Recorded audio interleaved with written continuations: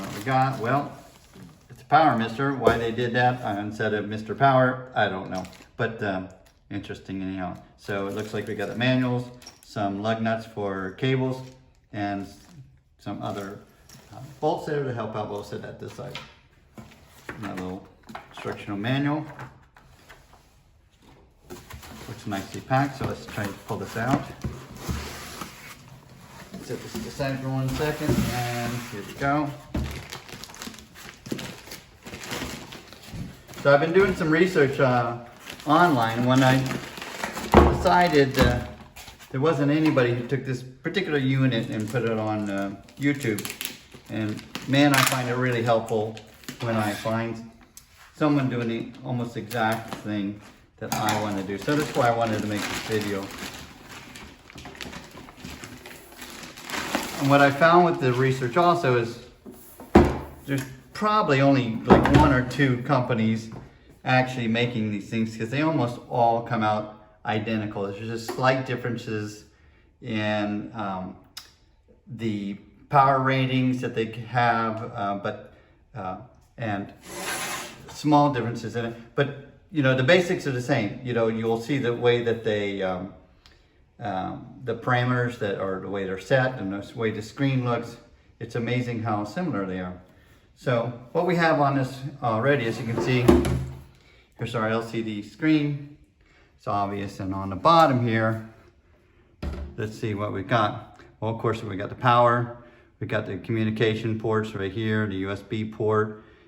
This will be our AC in. So of course, this is a hybrid inverter. That's what I was really excited about. It's the first time I used something like this. I've done other installations, but it was, you know, years ago. So what's neat with this system is that I can have my freezers powered in my garage and have them totally running off of solar, you know, day and battery off a night.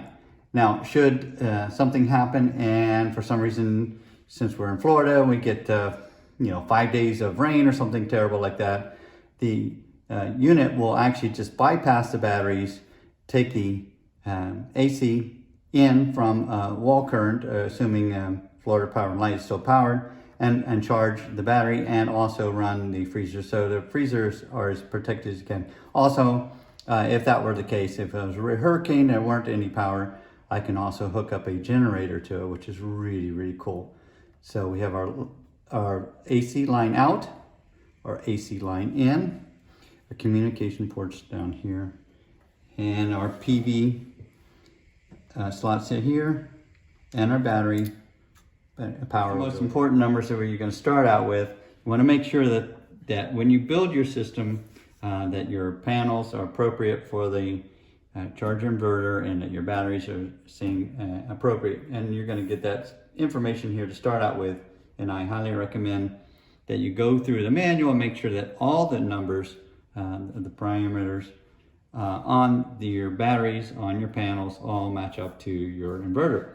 So some of the important ones off this one is, this is the 3500 watt model. We're here in the United States, so we're at 120 volts, and it's a 29 amp rated power. The battery range is 40 to 60, and I'm on a 48 volt. I'm using lithium phosphate batteries. I've got 4 of them that are 12 volt, but we're in series, so we're up to 48 volts. So this unit will handle a wide range of batteries. Matter of fact, all of them that are out there so far.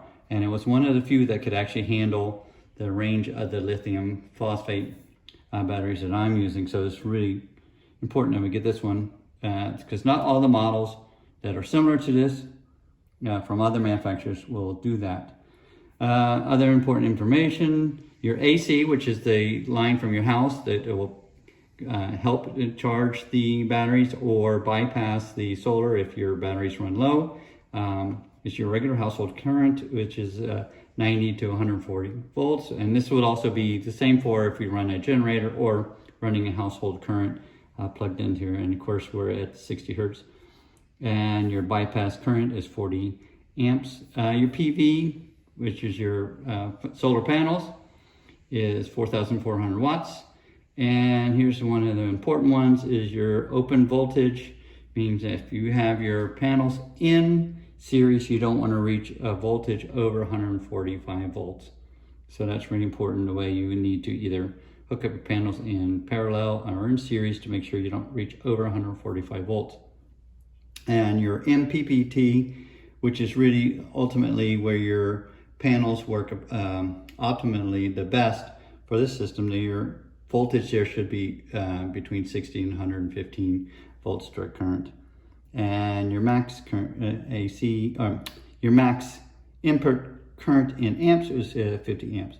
So certainly my panels fit right in that category, and that's why I'm excited to use this system. So this is basically the PowMr inverter charger, something I'm very happy to set up. We're gonna go now and install it in the garage and get it running there. One more thing on the side here. You can see there's a reset button.